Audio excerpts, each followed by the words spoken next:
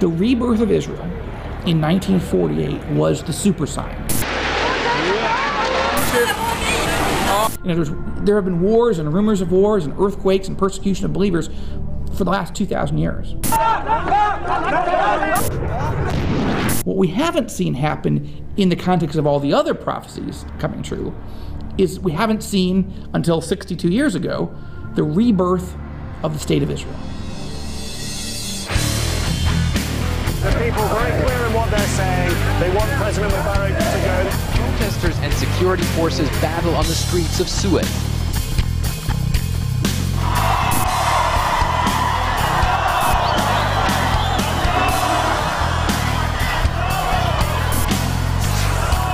Those who seek to destroy us, they don't hide their intentions. They're very clear. They want to become the final empire. We knew that these countries in the Middle East were tinderboxes that were about to explode. We could see the end of the royal family in Saudi Arabia in the near future. We have in Turkey the rise of the new Adolf Hitler of the Middle East. No one is paying attention. When you look at Jordan, King Abdullah is hanging by a thread right now. We've been seeing so much turmoil in Libya.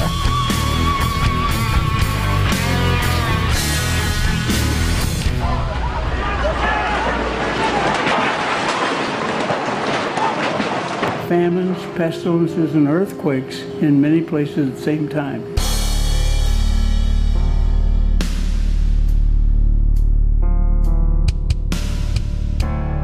We're getting close to a very cataclysmic moment or series of moments.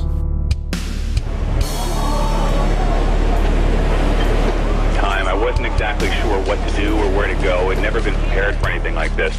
There are many of us who feel this is a precursor to the Messianic period. When people ask me if I believe we're living in the last days, my answer is yes. Why? Wars, rumors of wars, the rise of false prophets, false religions, false messiahs, persecution of the believers, earthquakes, natural disasters, famines, rise of lawlessness, crime, and you can pretty much go through that list and go check, check, check, check, check, check, check. I'm convinced after 60 years of studying Bible prophecy that we're very close to the end of time.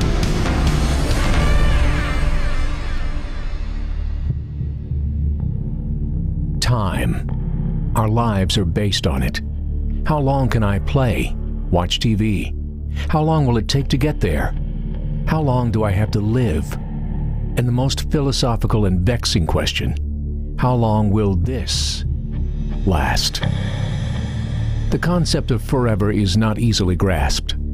By nature, we are always contemplating the end of whatever it is we're doing, sometimes in positive ways, other times not.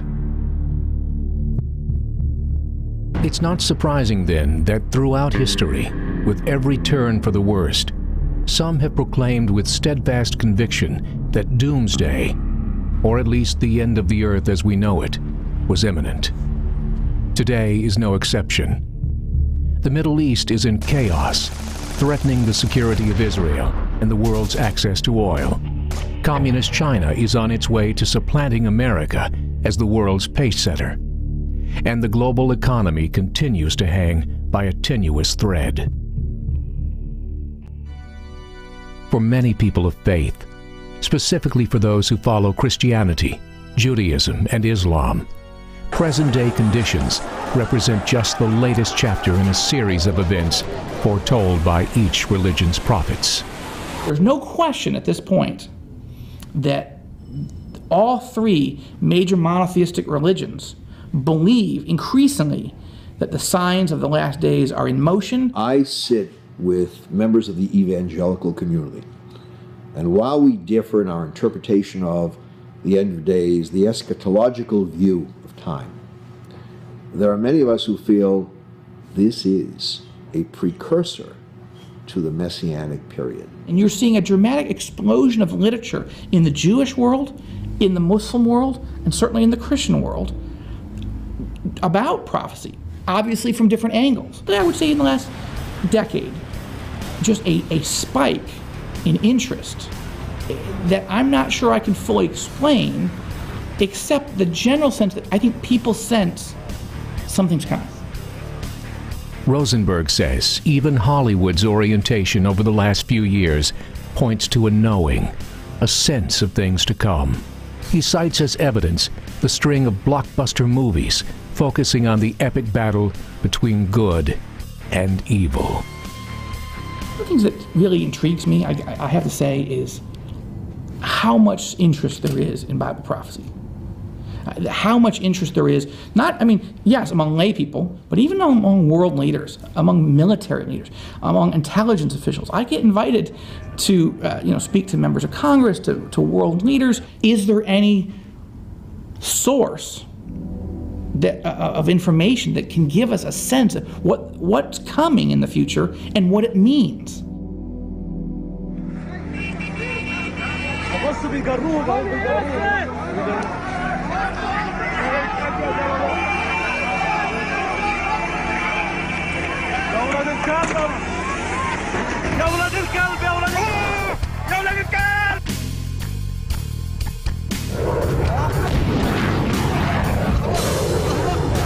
The curiosity, the frantic search for answers, is due in large part to the historic upheaval in the Middle East.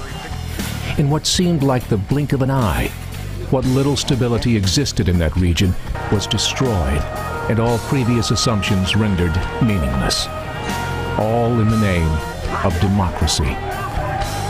They use these as tools, as vehicles, to put into place their concepts of Islamic law. And ultimately, they are a political party with a platform. And they have hatched radical movements from Hamas to Islamic Jihad. It is scary to me when I watch Western media talk about the democracy movement in the Middle East. I remember watching CNN when the revolution was happening in Egypt. And reporters were reporting, well, these are the people who want democracy. They are not the Muslim Brotherhood. These are normal people who wanting democracy. Good evening, everybody. Even President Obama supported the notion that Egypt's revolution was being fueled by young people in search of freedom, calling them an inspiration to us all. To the people of Egypt, particularly the young people of Egypt, I want to be clear. We hear your voices.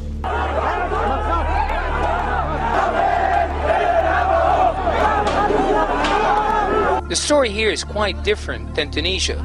We're not trying to bring down the government. We just want social justice, some freedom, a bit of mercy. Two major things happened immediately within 2 weeks of that revolution, within the overthrow of Mubarak, that had nothing to do with democracy or the revolution. Sheikh Al-Qaradawi, who was banned from Egypt, who's a radical imam, banned from the United States and England as leading terrorist in the world, came back to Egypt to a hero's welcome to give the first sermon, Friday sermon at the Tahrir Square, with 2 million people standing in that square shouting, "We are 2 million martyrs ready to march to death to Jerusalem." Of course, the Western media did not report that. Al-Qaradawi is the unofficial spiritual and intellectual advisor for the Muslim Brotherhood. He hosts a weekly television show on the Al Jazeera network called Sharia and Life, watched by millions. He is openly anti-Semitic. The leaders of Egypt's youth movements, the supposed instigators of the revolution itself, were not allowed to speak.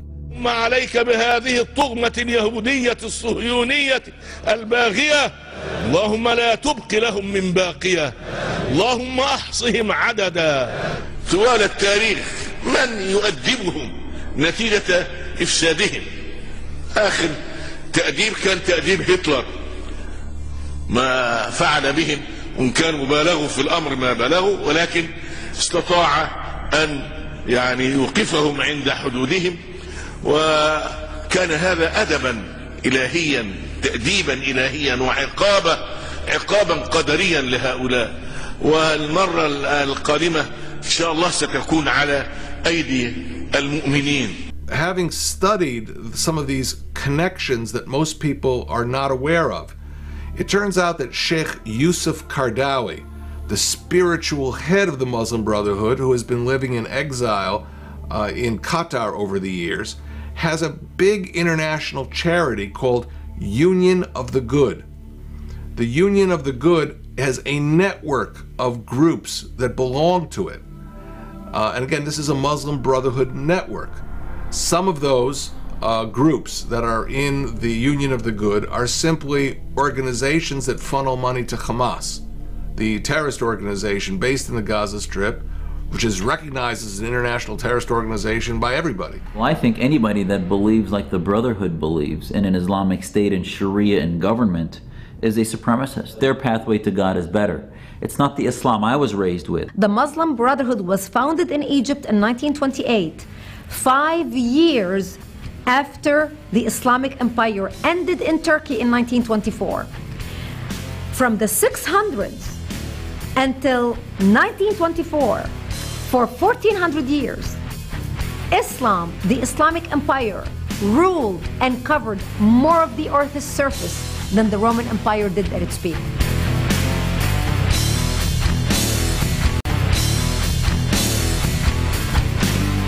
The Islamic Empire, or Caliphate, was abolished following the defeat of Turkey's Ottoman Empire in World War I. Turkey's president, Mustafa Kemal Ataturk, took the bold step of suspending Sharia law, giving women the right to vote, to be educated, and even to wear whatever they wanted to. Not everyone supported the move. So this group of radicals in Egypt, devout Muslim, we call them now radicals in the West, but devout Muslims following in the footsteps of the Prophet Muhammad, said to themselves, we have to resurrect the Caliphate. That's when they launched the Muslim Brotherhood.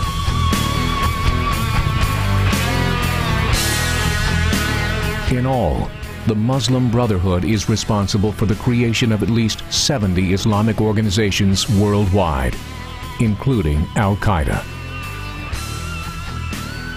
In addition to the Muslim Brotherhood, Iran has made no secret of its own expansionist plans and its belief that a global Islamic empire is a mandate from God.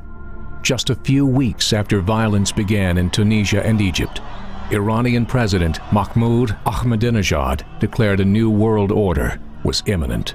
من به شما اطمینان میدهم گوشاشون رو باز کنند. علیرغم همه طراحی‌های پیچیده و شیطانی شما به فضل الهی به لطف هوشمندی و ایستادگی ملت‌ها به زودی خاورمیانه جدید اما بدون آمریکا بدون رژیم صهیونیستی محقق خواهد شد و مستکبران در آن خاورمیانه هیچ جایی نخواهند داشت.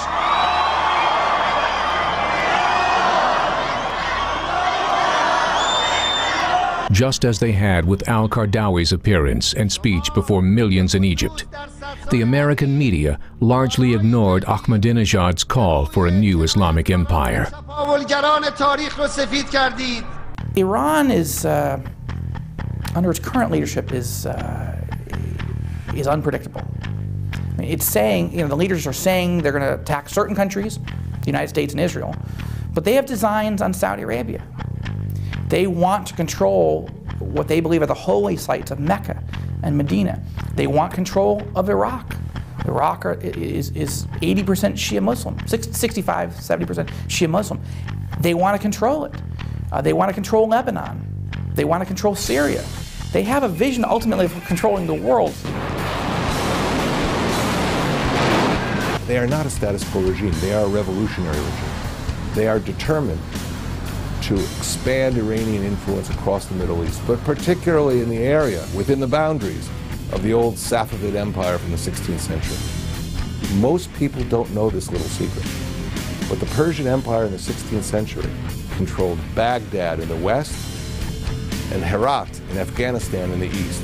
It extended up into Central Asia and down into the Persian Gulf Another little-known part of Iran's history is its connection to Adolf Hitler and the Third Reich. Prior to World War II, when Iran was still known as Persia, German operatives used Tehran as a base of operation against the British and Jews. Persia's leader, Reza Shah Pahlavi, became an ardent follower of Hitler and embraced the concept of an Aryan master race. So much so that in 1935, he renamed the country Iran, which in Farsi means Aryan. When the war began, a number of Iranian Nazis joined the fight. A lot of people aren't aware of the fact that two of the Nazi divisions were actually Muslim divisions. You had an Albanian and a Bosnian division. While the open embrace of Hitler's style of anti-Semitism may have ended in Iran and the Mideast with the war, its influence did not. Two powerful Arab leaders, Hassan al-Banna and Saeed Qutb, took up the Nazi-like fight against Zionism.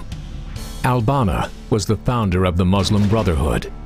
Qutb's writings have become the theoretical basis for a number of radical Muslim groups, including Al-Qaeda.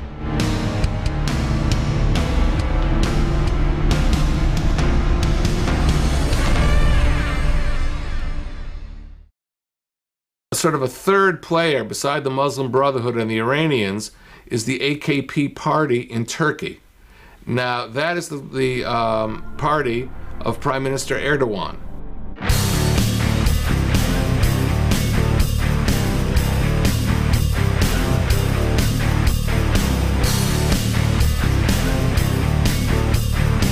Ironically, the greatest threat to Israel and U.S. interest in the Mideast may come from the seat of the last Islamic Caliphate, Turkey. NATO member and ally to America, at least publicly. It is the second fastest growing country in the G20, behind only China, and boasts the 10th most powerful military in the world and largest in the Mideast. The AK party, the Islamist party, people will say it's a moderate party. They have effectively taken over the nation of Turkey. They have taken the presidency, the parliament, the seat of the prime ministership. They just passed a bill which allowed them to rewrite the constitution, which is giving them new, broad, sweeping powers over the military. The military has been basically hollowed out by this Islamization program.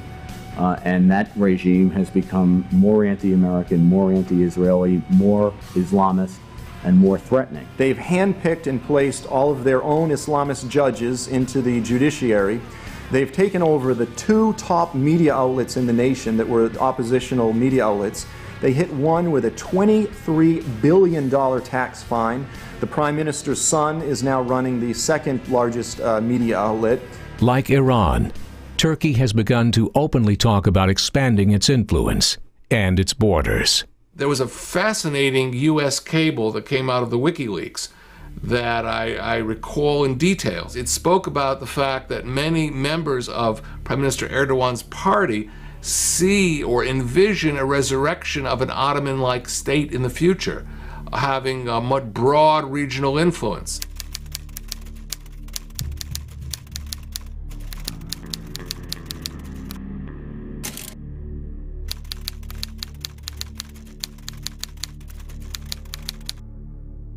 The foreign minister, Davutoglu, has been speaking about resurrecting spheres of influence for Turkey in the Middle East, in the Balkans, and the Caucasus. These are areas where the Ottoman Empire ruled. We have in Turkey the rise of the new Adolf Hitler of the Middle East. No one is paying attention, and we're still functioning under the paradigm of 10 years ago. We're still treating Turkey as if they're a wonderful ally. They're becoming allies with Syria, one of the largest and most significant state sponsors of terrorism in the earth. Perhaps even more ominous, Turkey's deputy prime minister recently suggested that his country and Iran must form an alliance in order to preserve global peace and solve the region's problems. Egypt's current leadership has said the same. According to Ambassador Gold, the unlikely cooperation between Mideast nations has heightened the threat to Israel. If you go back to the famous Turkish flotilla incident. Israeli soldiers, as you can see, coming down from the helicopter, they're storming that flotilla, which is reportedly bringing aid and food to the Gaza Strip. If you look at the mothership that led the flotilla into the eastern Mediterranean to come to the Gaza Strip and break Israel's blockade of the Gaza terrorist entity, what you find is that there were a large number of members of the Muslim Brotherhood from different Arab countries on board. One would think this was an armed invasion, but really it's just about 800 activists and 10,000 tons of relief supplies. There were people there from the Muslim Brotherhood in Egypt, many of whom were actually members of parliament. There were people there from the Muslim Brotherhood in Jordan, from Yemen, from North African countries like Morocco or Algeria. And what that pointed to was cooperation between the IHH, the Turkish Islamist organization that purchased the Marmara, the lead ship of the flotilla, and the Muslim Brotherhood. This cooperation was very intimate. In the mainstream media, we saw the flotilla incident in Israel portrayed as a peace protest. What was not shown in most of the media were these protesters as they were chanting the song Khaybar Khaybar O Yahud, which means, O Jews, remember Khaybar. Khaybar was the Jewish village where Muhammad slaughtered between 700 to 900 Jewish men by cutting off their heads. And these peace protesters were chanting, O Jews, remember Khaybar, the army of Muhammad is coming. As governments continue to fall or become compromised in the Mideast, new regimes are overcoming their religious and philosophical differences to unite against Israel and increasingly against the United States.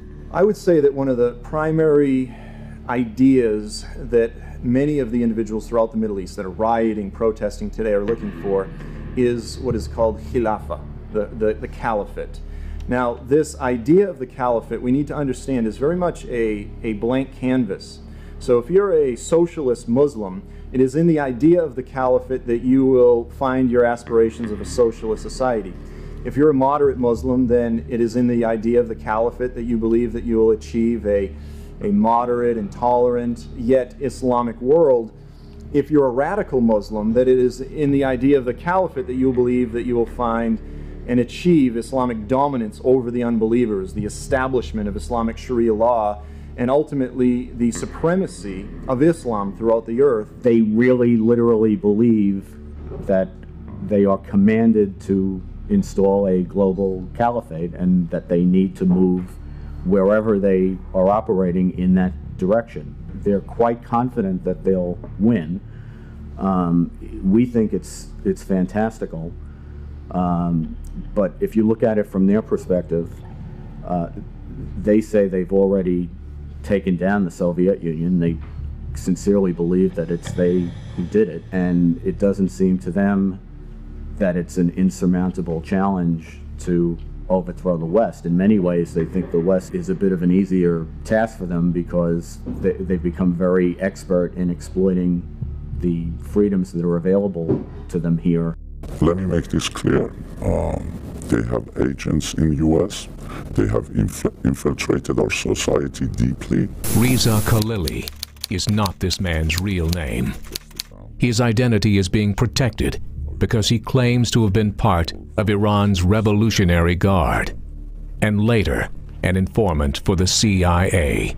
As they've said before, there are 800 sensitive sites in U.S. That they have their eyes on. They are sending people through the border of Mexico and U.S. They are collaborating with Hezbollah in Latin America. They are collaborating with drug cartels to ship arms, and they are getting ready for a confrontation with U.S. Something you might find interesting, the Revolutionary Guards did a test of a missile launch from a ship, and the only purpose of such a test would be to launch a missile close to our waters and detonate a nuclear bomb over U.S., which would then have a EMP effect, paralyzing the country. The unlikely alliances forming between nations against Israel and the United States are one of the most troubling aspects of current events around the world. For those who believe we are living in the last days, it's one of the strongest pieces of evidence.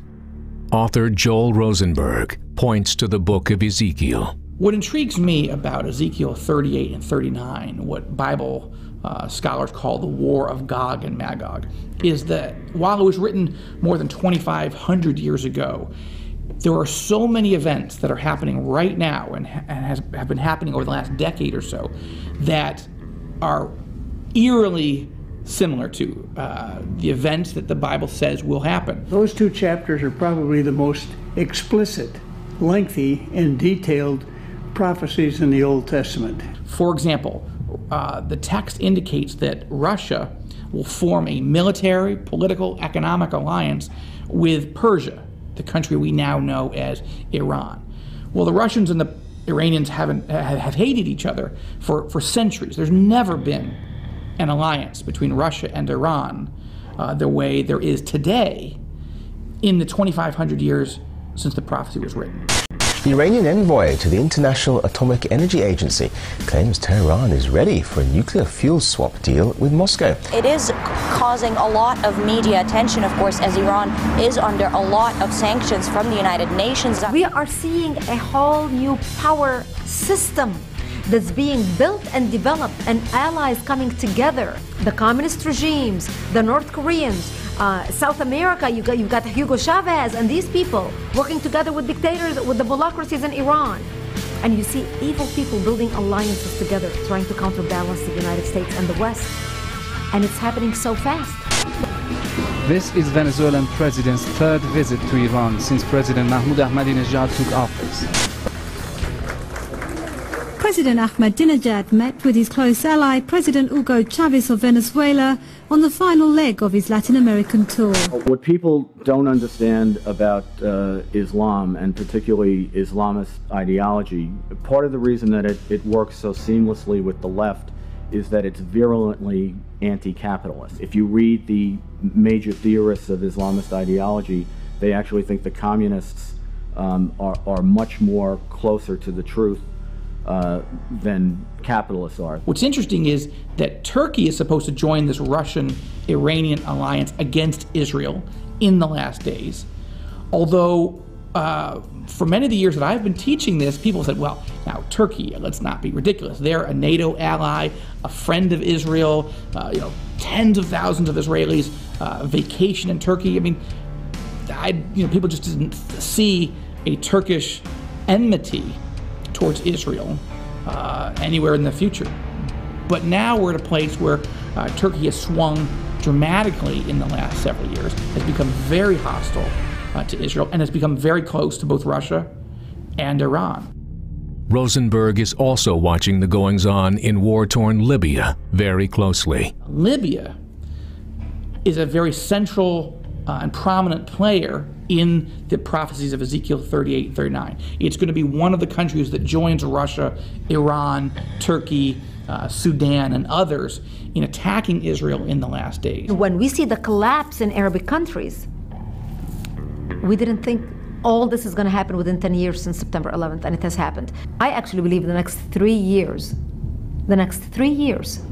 will decide the direction of this world, and it's not looking pretty right now.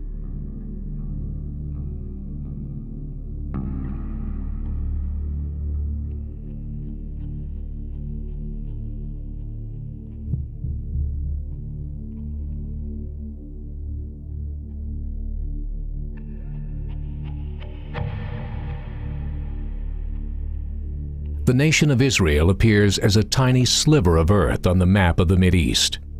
It is roughly the size of the state of New Jersey, America's fifth smallest in terms of geographic territory. The terrorist group Hezbollah controls Lebanon to its immediate north. Turkey, perhaps its greatest threat, lies further north across the Mediterranean Sea. Egypt, now unfriendly, is to its west, and Iran, whose leadership has promised to wipe Israel off the map, sits just off to the east. Uneasy relationships in Syria and Jordan are in danger as unrest grows in those countries, as it does in Libya, Yemen, and U.S.-friendly Bahrain. Israel is surrounded by enemies right now. It's getting worse, and countries that have peace treaties with Israel now are on rocky soil, on rocky ground. It's a dangerous moment. I believe the most dangerous moment in a generation for Israel, and the Bible says it's going to get worse. It is also not confined to a narrow period of time. It's not going to be over by the summer of 2011.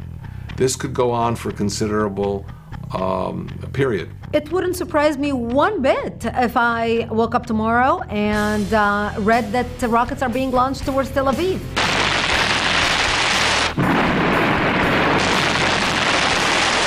It's coming. Israel knows it. We know it.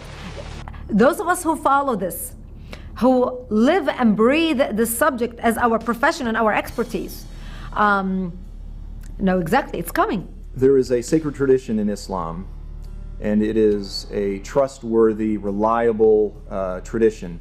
And it says, the day of resurrection will not come until the Muslims fight against the Jews, until there are only a few Jews left hiding themselves behind a tree or a rock. And then that tree or rock will cry out and say, "Oh, faithful Muslim, there is a Jew behind me, come and kill him." Radical Islam certainly will not stop until they see Israel wiped off the map, or at least they feel that is part of their goal. And I say part of because their bigger goal is also global domination. And Israel stands in the way of that global domination of radical Islam.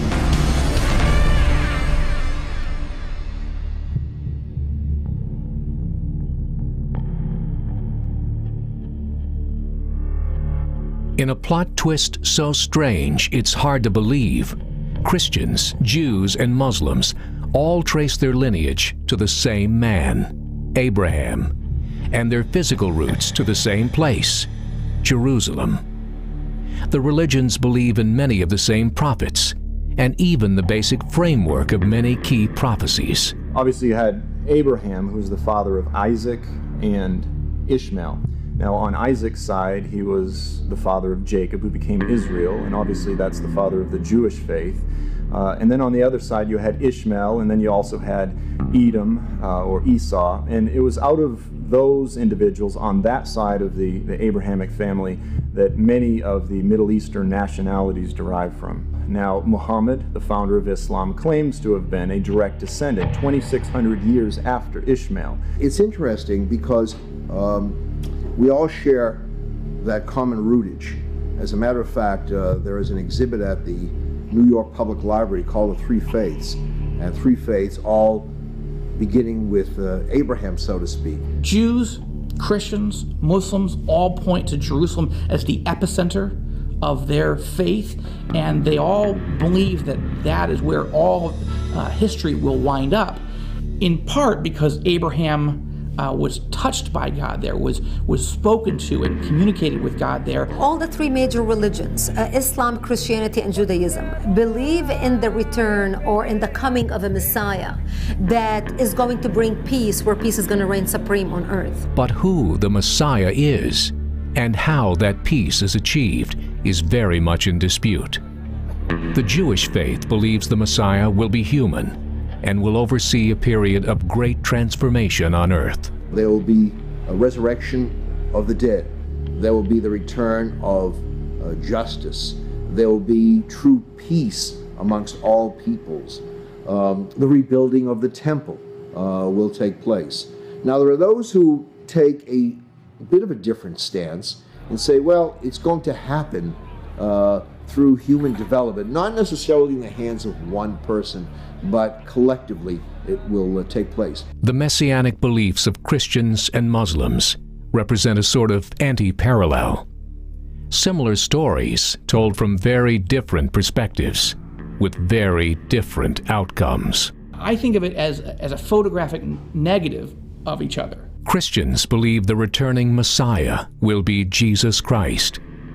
Islam's savior is the Mahdi, who will emerge as the Pope, President, and General of the world. The Bible says that in the last days you'll have the greatest bad guy of the Bible, the Antichrist, will emerge essentially as the Pope, President, and General of the world. According to the Bible, the Antichrist revives an empire.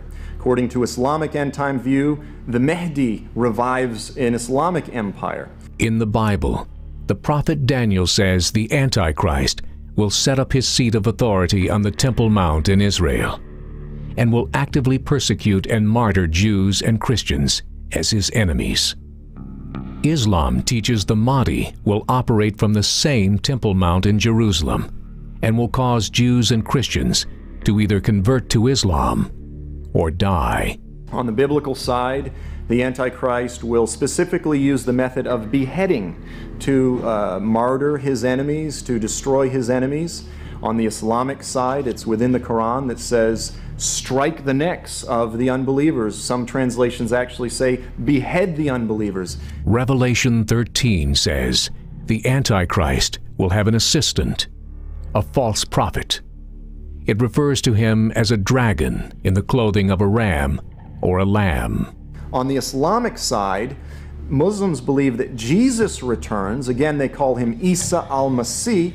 He comes back as an assistant to the Mahdi. And he tells all of the Christians of the world, your Bible is corrupt. I never claimed to be the Son of God. I never died on the cross. The Christian religion is false. Islam is the true religion, and you need to follow the Mahdi. The biblical Antichrist will reign for 7 years. The Mahdi, 7 years. Both religions talk about a mark of the beast. Christians believe it will be put on the forehead, wrist, or forearm of those who follow the Antichrist. Only those with the mark will be allowed to buy or sell goods. The Bible teaches that anyone taking the mark will ultimately be cast into hell. Muslims have borrowed this concept of the mark of the beast. Muslims actually teach this individual known as the Dabat al-Ard.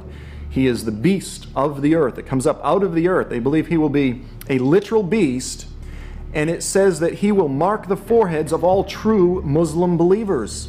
So on the Islamic side, Muslims are actually hoping to be marked with the mark of the beast. The Islamic faith also believes in an Antichrist figure called Ad-Dajjal al-Masih. It refers to him as the false Jewish Messiah or Jewish king who returns claiming to be the Son of God, claiming to be Jesus Christ. And the anti-parallel continues. So when you look at Revelation 19, this is really the quintessential picture of the return of Jesus in the Bible. He bursts forth from heaven on a white horse. He's followed by the armies of heaven. And then it says the kings of the earth gather together to make war against him. And you ask yourself, you say, what in the world are they thinking? This supernatural man just burst forth from heaven, and they think they can defeat him.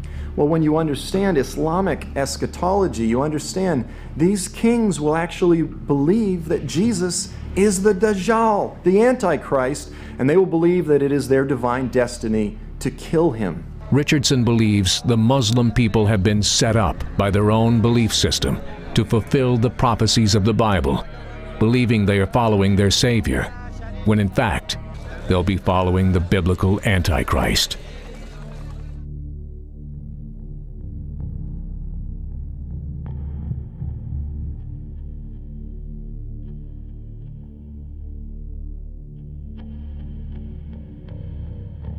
Almost all of those who practice one of the three religions agree that only God knows the day and the hour of the return of the Messiah. There is one extremely vocal and increasingly powerful group that has a different view. Almighty Lord, I pray to you to hasten the emergence of your last repository, the promised one, that perfect and pure human being.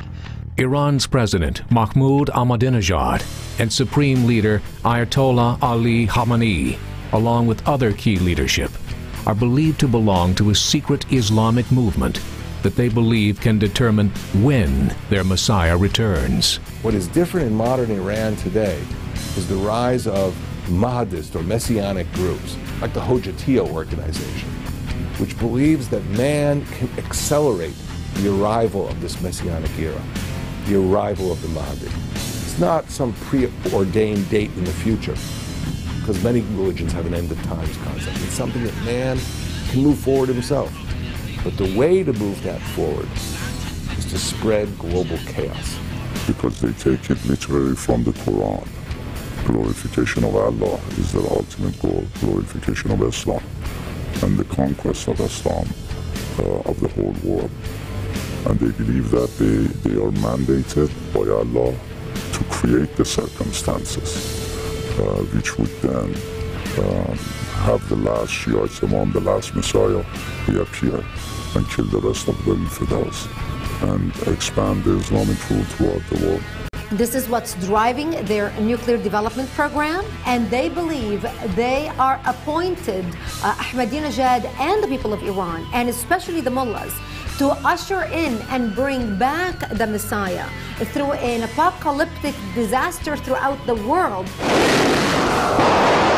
Recently, I revealed that the Iranian scientists have been sent to North Korea for a third nuclear bomb test jointly with North Korea, financed by Iran.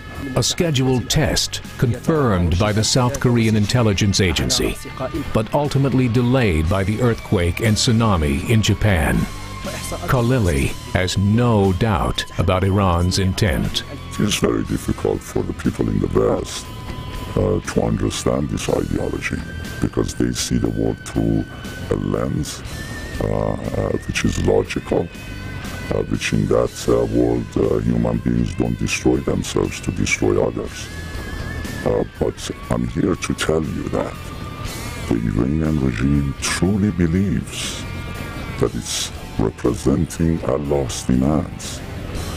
And not only they don't care about the people of the world, as they call it, the infidels, they really don't care about the Iranian people either. They've said it openly. Even if 20 million Iranians are fried in a nuclear exchange, it's well worth it to destroy Israel. There is building evidence Ahmadinejad and Khamenei believe their time to act is rapidly approaching.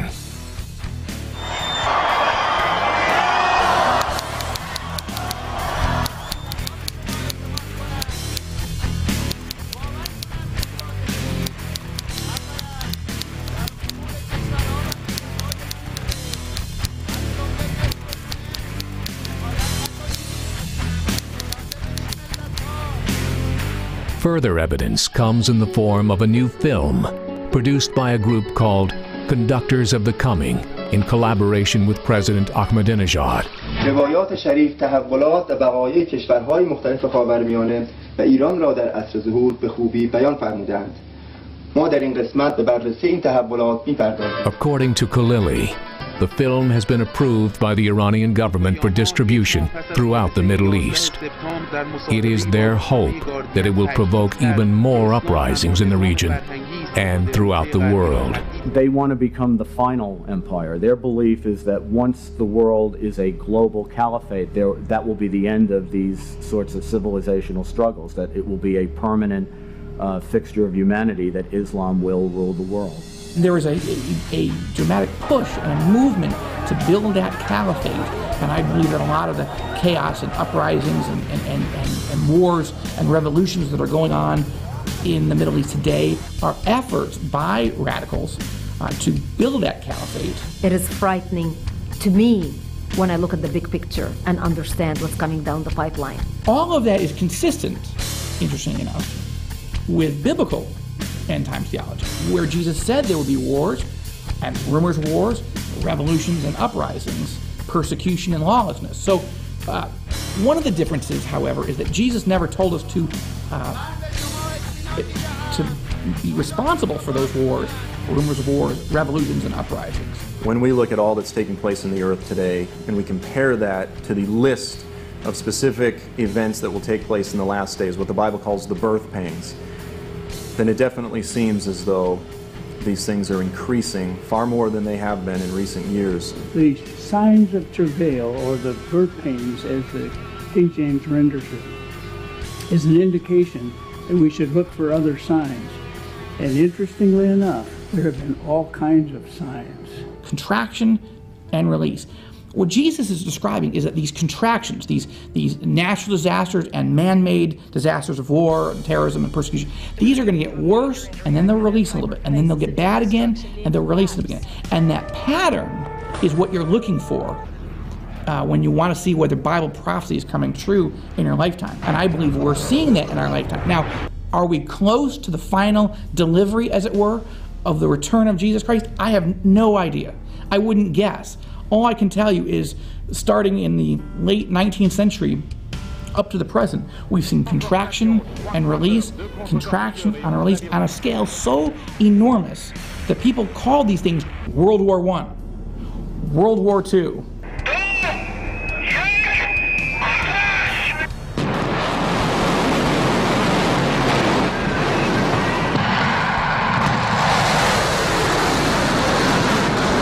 Now in this age of war with radical Islam, people are talking about World War III. We are seeing these contractions get worse.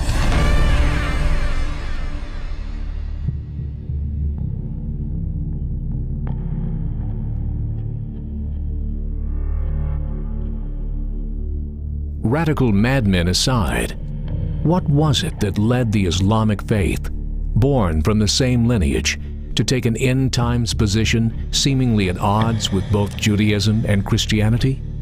History would seem to provide an answer. Some 640 years after the death and resurrection of Christ, a 40-year-old merchant and shepherd declared himself God's last prophet and messenger on earth. According to Islamic history, Muhammad went into the cave of Hira to fast and pray as he did each year. And this particular year, as he was in the cave, this very powerful presence came over him, and it literally choked him to the point where he felt as though he was going to die. This is the beginning of the inspiration of the book that we know as the Quran.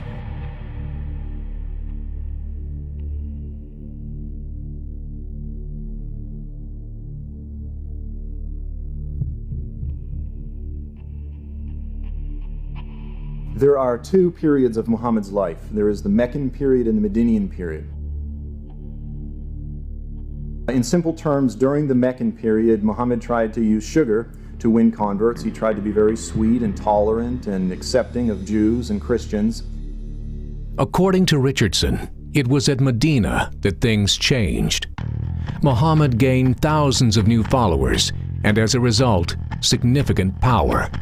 But his legitimacy was challenged by many of the Jewish rabbis who refused to accept him as a Messiah or messenger from God. He began to become very violent, very imperialistic, very demanding, very intolerant, extremely anti-Semitic during this period. Eventually, Muhammad and his army conquered and drove out all of the Jewish tribes in Medina. The last bloody battle, resulting in the beheadings of hundreds of Jews in the village of Khaybar. Because when you look at the history and the recent history of Islamic radicalism, under the banner of Islam, La ilaha illallah Muhammadun Rasulullah, there is no God greater than Allah and Muhammad is his prophet. These are the words you see on the Saudi flags. These are the words you see on the Hezbollah flags. This is the Islamic motto. And under that banner, Muslims massacred Jews in Israel. They massacred Christians in Lebanon, killed Copts in Egypt, Assyrians in Syria, Hindus in India, Armenians in Turkey. Dr. Zuhdi Jasser, president and founder of the American Islamic Forum for Democracy, sees the circumstances, if not the end results, differently. Islam did not come to convert Christians and Jews. Jasser says the history books don't tell the full story. He says the intent of Muhammad was to convert the pagans of Arabia. But along the way, his message was perverted and co-opted by radical sects for political gain. He points to radical Wahhabism and the Muslim Brotherhood as classic examples. It has to do with the fact that Islam, I think similar to Christianity, needs to go through a reformation and enlightenment like we saw the West go through before the creation of America and our founding documents and our founding fathers and what they did. And that revolution of thought has not happened in the Muslim consciousness. We've not separated mosque and state. I think one of the things that's misunderstood is we view the battle against Islamic theocracy in Iran, or against the Taliban, against the Wahhabis, against Al-Qaeda. We view that from sitting in America as Islam versus the West, or Islam versus Israel, or Islam versus Christians or Jews or non-Muslims. It's actually a battle within the House of Islam.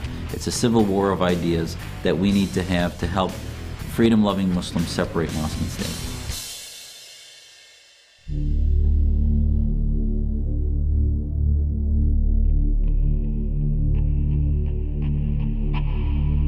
One of the most mysterious aspects of biblical end-times prophecy is the apparent absence of any role played by the United States. The number one question that I get asked when I teach around, certainly the United States, but around the world about Bible prophecy is, what happens to the United States? Where are we in end-times Bible prophecy? And the honest answer is, we're not there. I've studied all of the prophecies, and I read many of the articles of different people and books who offer suggestions, but I do not find anything in the scripture that guarantees that the United States is there. Particularly vexing, considering this country's history of being the world's bastion of hope and aid during times of global crisis.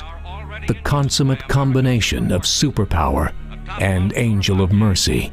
It means something's going to happen. We may not be a superpower. Now there's a range of possible scenarios. One of which would be an economic collapse. How can this country expect to be the 21st century superpower if it owes everybody money? We're doing to ourselves what you would expect our enemies to do.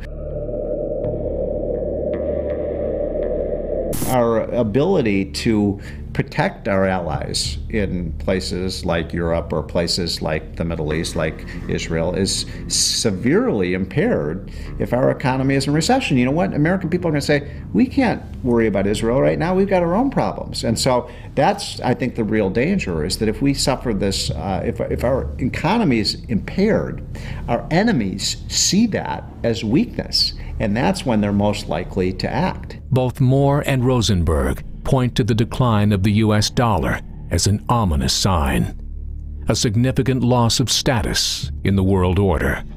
There is such distrust now, so many questions about the strength and the solidity of the dollar, that you've got many countries, including major world powers, particularly in Europe, saying we should just create an entire new single currency that the entire world could use. That's a bad, bad sign for the United States, and I think it will be one of the signals that we are an empire in decline if that happens. That whole topic used to be in the realm of Bible prophecy teachers only and was considered bizarre. Now it's the stuff of the G20, Russia, and others.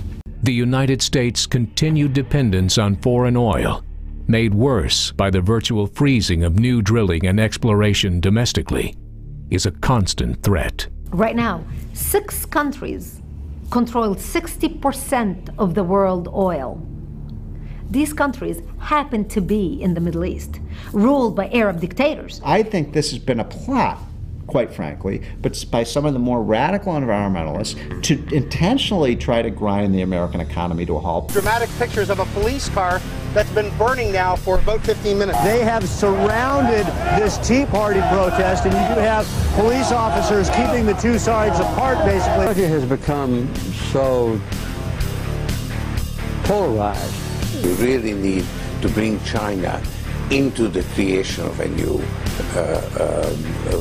world order. The country continues to get more racially diverse, but less economically prosperous. President Obama suffers from the most polarized situation in Washington that we've ever seen, even maybe in the time of Abraham Lincoln and the initiation of the war between the states. We find that we're on a mad race to destroy this country. And unfortunately, that could make us nothing at the end time. I mean, history has shown that any civilization or community that does not continually renew its values and understand what its foundational principles are will ultimately see its own demise. Somebody once said, those who close their eyes never see tears. I don't think we should be blind to what is taking place in this country, the battles within the country, and take a stand. We don't also have the luxury of being cowards. You know, my recommendation is that the people who hear this, who study it, would act and not hide or not, ignore what's coming, but to look to the Bible and say, how does the Bible teach me to live? Because there's a lot of practical guidance from the Lord of how to live in the last days.